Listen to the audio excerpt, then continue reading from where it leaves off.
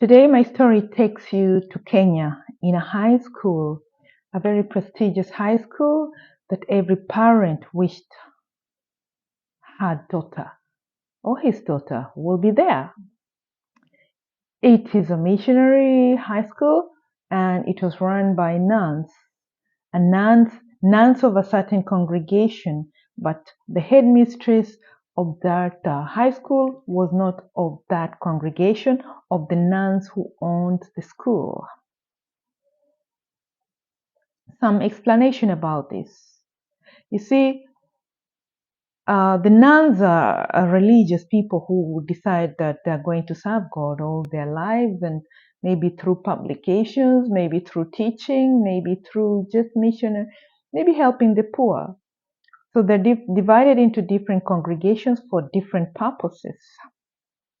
So now we come to this particular school. It was run by the nuns who dedicate their lives to teaching students. But the nun who was there, her congregation was not of teaching students. I'm not so sure of what her congregation does. Well, this is just one of the stories that uh, debunk the myth that says that all the religious people are very holy. Just to show that these are normal people also, and you can have evil in the convent, evil in the monasteries, evil even in the Vatican. My name is Catherine, for those of you who are here for the first time, and I tell true stories. So this nun was, how do I describe it? I don't want to use the word evil, but let's say she could have been having a little demon in her that had refused to let go. That is the best description that I can give. May her soul rest in peace because she passed away a few years ago. I will call her Sister Rebecca. Sister Rebecca was running this, was the headmistress of this prestigious high school for the girls.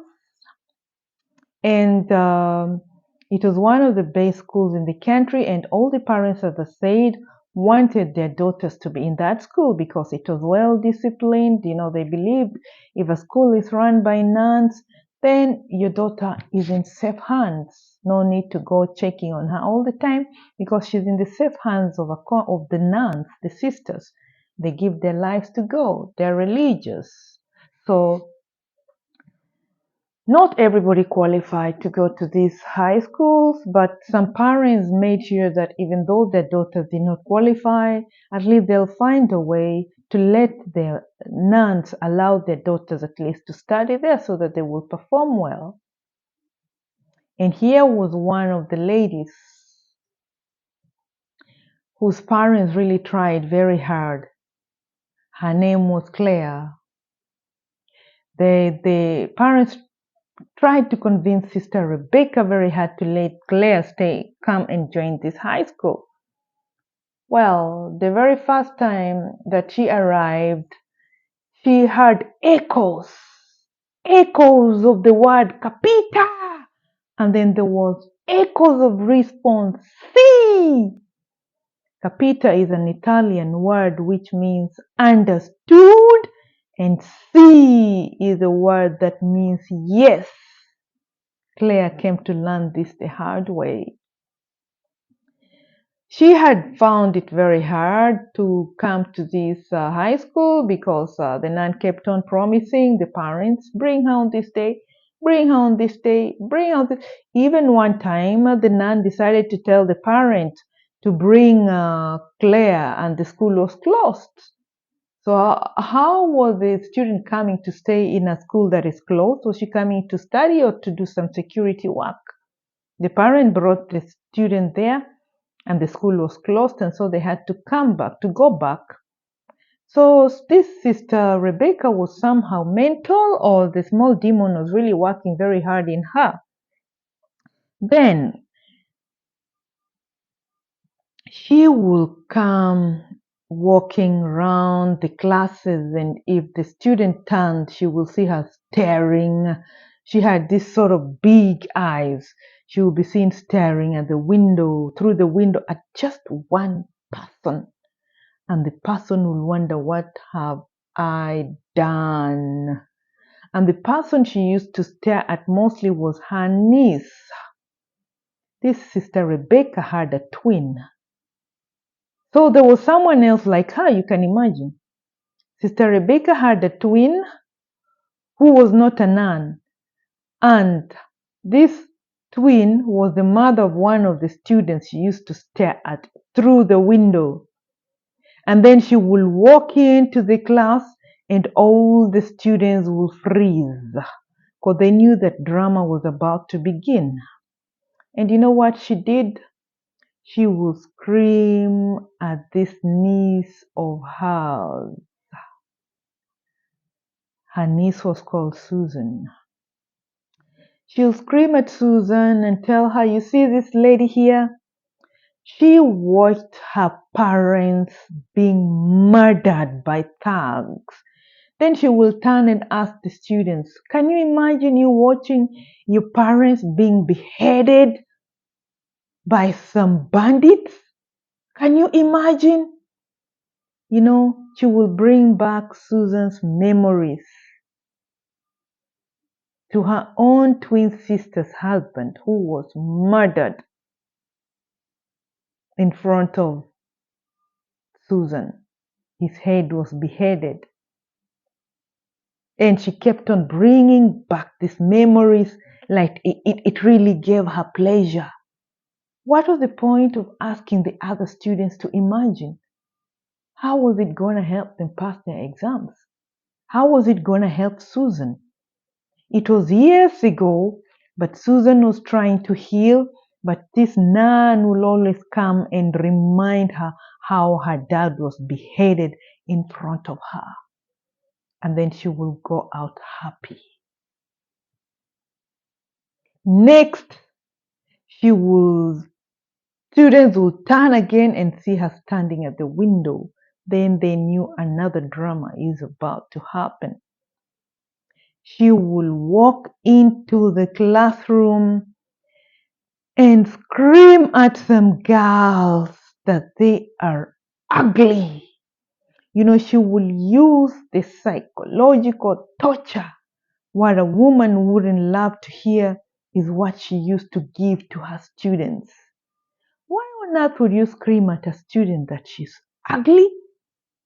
You know, she will walk around the rows in the class and just turn at one student and scream at her, you are ugly. What had the student done? Nothing. Nothing. It's like she was relieving her anger or her frustrations of what somebody might have told her some years back, and now she's hitting it on someone else just to make herself happy. This was a nun in a veil. You know, repeating a class is kind of embarrassing to some students, and most of the students who had joined the school without maybe qualifying or maybe came from another school and joined, she will tell them to go and repeat a particular class because she believed she has the best students, and so in order to catch up with them you have to start from a class behind from where you are. And when the students will join, she wouldn't keep it a secret. She will come and ask them a question, and if they could not answer, she will scream to the whole class, you know, this lady is supposed to be a class ahead of all of you, but she cannot answer this question. You can imagine the embarrassment that will engulf the student involved, because repeating a class itself was embarrassing. I mean, it was kind of, intimidating. And then here she makes it clear to everyone that this person is repeating this particular class, and yet she cannot answer this question. And then she will go out smiling, satisfied that she has injured somebody's reputation. This was Sister Rebecca. Psychological torture to the students. Sometimes she will also do it physically. She will come to the class and just slap somebody. Reason, the person did not say sí because the person was new and did not know that sì means yes in Italian, and she had said capita, which means understood, and so she realized one person did not say sí, and this person is new. So she will come and give a slap of the ear to the student who did not say sí, and she will repeat capita. The student will still look and wonder what is she talking about, but everybody was saying sí. So the student will wonder whether she was saying, should I slap these students? And then they say yes, and then she slaps. So what was she saying? Then later on, the students told her that when she says capita, you say sí, because she's saying, do you understand? And so you should say yes. Because the nuns normally go to study in Rome, and so it's compulsory for them to learn Italian at the Vatican because that's the only language they use. I don't know whether it's Latin or Italian, but they have to study Italian because they're in Italy and it's the language that is used. And so, out of her arrogance that she's been to Rome and she knows can speak Italian, she expects everybody to be able to understand Italian. It was not Italian being taught as a special language in the school, it was German, but she was here with her Italian, capita? Si!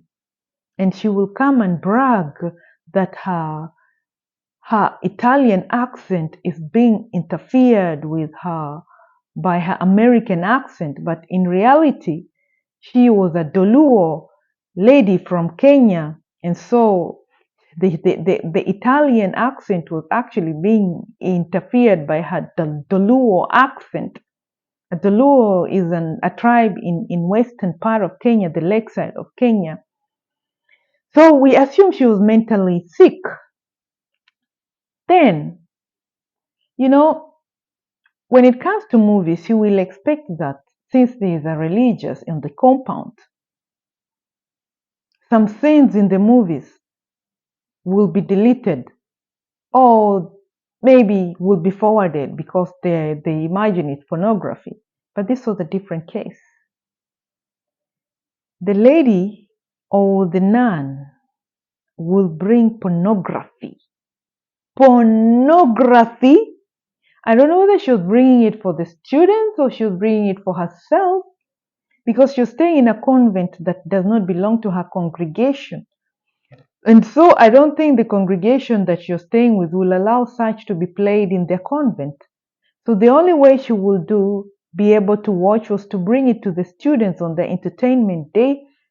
And then she will stand there watching pornography pure being played by a nun to minor students. Gosh, these were under 18. And there was even for adults. I don't know why they should be watching pornography anyway. So she will stand there watching, and students will walk out one by one. Those who understood the repercussions of watching pornography will walk out of the hall. But surprisingly, she will watch to the end with the few remaining students. This was a nun. So it was herself she was entertaining, probably because the pornography will not be allowed in the convent.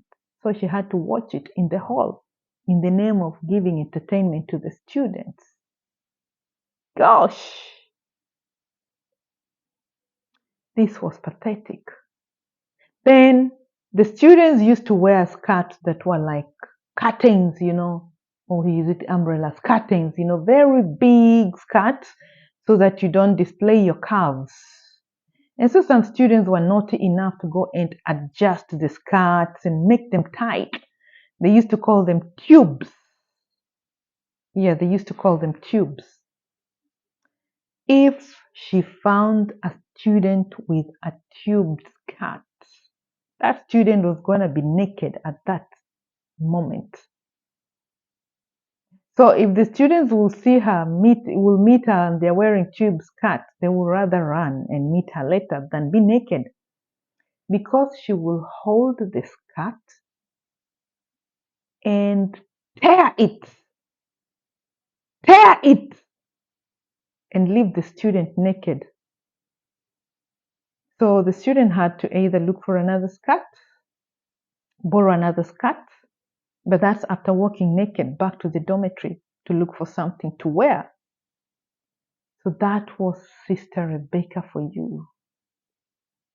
Not all that glitters is gold. But this is a disclaimer. Not all nuns are like this. So if you like my content, like, share, and subscribe. Ciao.